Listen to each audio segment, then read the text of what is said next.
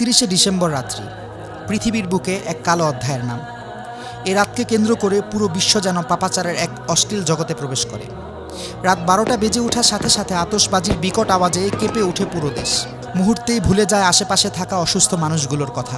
2022 সালে আতশবাজির বিকট আওয়াজে প্রাণ হারায় 4 মাস বয়সী ছোট্ট শিশু উমায়ের। ফানুস উড়াতে গিয়ে রাজধানীর বিভিন্ন জায়গায় অগ্নিকাণ্ডের ঘটনা নতুন নয়। অসংখ্য অগণিত পাখি ঝাঁকে ঝাঁকে মরে পড়ে থাকে রাস্তায় রাস্তায়। কে নেবে এর দায়? গল্পটা এখানেই শেষ নয়।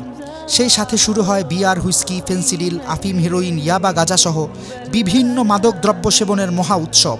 বিভিন্ন ক্লাব ও দেশের অভিজাত হোটেলগুলোতে চলে নিষিদ্ধ পল্লীর নগ্ন মহড়া। উঠতি বয়সের তথাকথিত বহু আধুনিক তরুণ তরুণীরা লিপ্ত থাকে অবৈধ কর্মকাণ্ডে।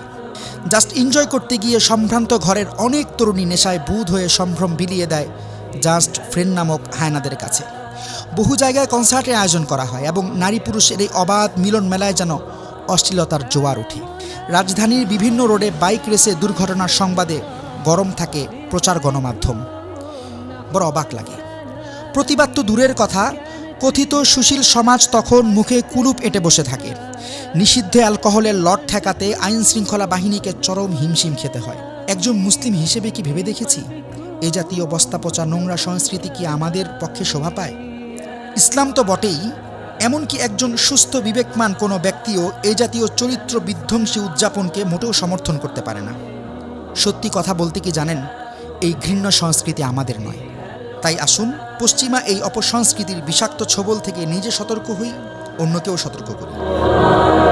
ساهمتم في نشر الخير مثل السحاب